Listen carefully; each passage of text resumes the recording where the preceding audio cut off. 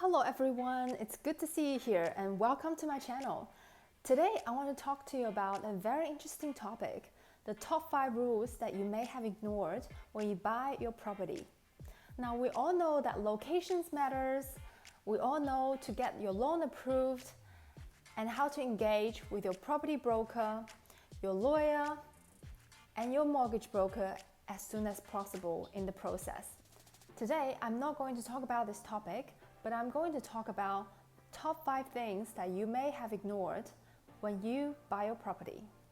Now the first thing I want to talk about is the aspect of your property.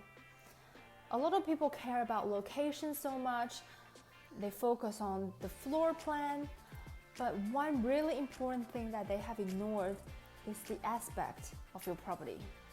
Now in Australia, we know the best aspect is obviously north facing and northeast facing.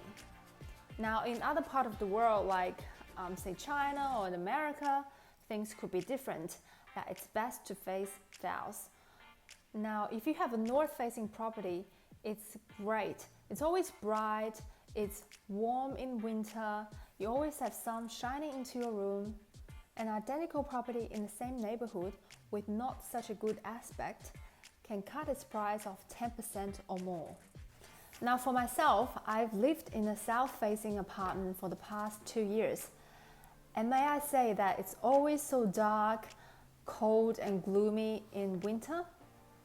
Now because it's always so cold, we have to turn our heater on 24/7, even during sleep. So the electricity bill and heater bill is absolutely shocking. And I've recently moved to a north-facing apartment and it has been great. Every morning you wake up and you see the sun shining into your room and you feel really good. And throughout the year, it will save you a lot of cost if you have a north-facing apartment. But obviously, if you apply common sense here, there's a lot of other things that you need to take into account. For example, you might have a great aspect, but if it's facing a brick wall, it doesn't make sense. And if on the south side, you have a beautiful water view and you're looking at the iconic Opera House, which is the case for a lot of lower North Shore property in Sydney, it absolutely makes sense to choose the south-facing property. Now the second thing I want to talk about is to make sure that you inspect at different times of the day. Now as we all know, a lot of opening or inspections happen during the daytime, say from 11 a.m. to 11:45 a.m. on a Saturday morning. Now if you're really interested in the property, talk to the seller's agent and organize a time to inspect during night time, for example 7 p.m. because sometimes the property will look so different during the daytime and the nighttime, as well as the neighborhood. For example, if there are a lot of restaurants and pubs near your house and it only gets busy during the nighttime, it absolutely makes sense to check it out. I have recently inspected a property which is on the first floor of the apartment building, and one of the bedrooms is right above the entrance to the car park. And during the day it looks absolutely fine, but if you go at night time, you realize as the car enters into the car park, the light will actually get into the bedroom, and it's very distracting and make it impossible to sleep.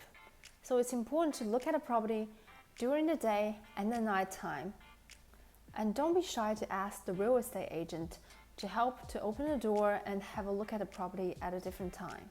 And the next thing I want to talk about is to understand the local council development plan. Now a lot of people miss this part because they wasn't thinking about what will happen into the future. It is extremely important in a suburb where there are a lot of new high-rise apartment buildings. Now imagine this, you just bought a property on the 10th floor of an apartment building with a city view and great sunlight. Now there's an approval to build another apartment building right next to the one that you bought in. And the new apartment building is going to block all your view. It is going to make your property not worth as much. So it's important just to understand what is going to happen going forward.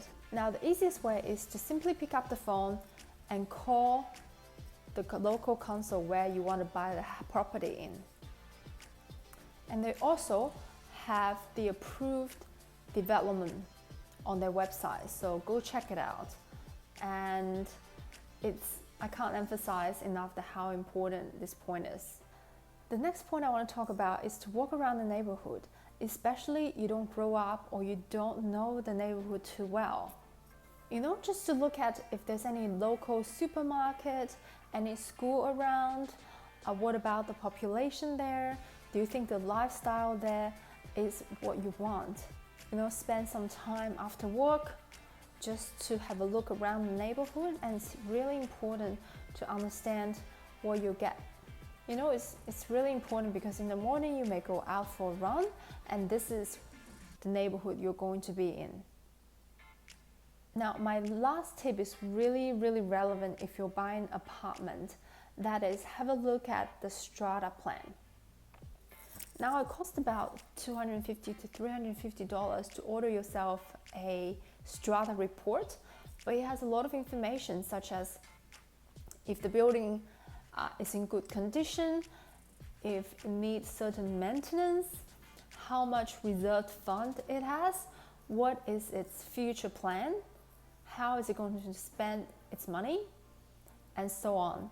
So I think strata is extremely important because some people think, $1,800 per quarter versus $2,200 per quarter, it's not such a big difference, but it is over time. And personally, I prefer to choose an apartment building without big amenities such as swimming pool, gym, because a lot of those things, I don't use them. And if you really want to go to a gym, just sign up for membership and you can cancel anytime and you're not, committed to it. Strata plan is completely different. If you have a swimming pool, every year the strata or the building will heat it up in the winter or let you, maintenance cost is a lot. Ideally, the annual strata fee should fall between 0.8% to 1.2% of your property value. Thank you for watching this video. I really hope you like it. If you do, please subscribe and leave any comments under my video. And going forward, I'll be publishing more videos about property investing, investing stock market, building wealth, money saving tips, and so on. I'll see you in the next video.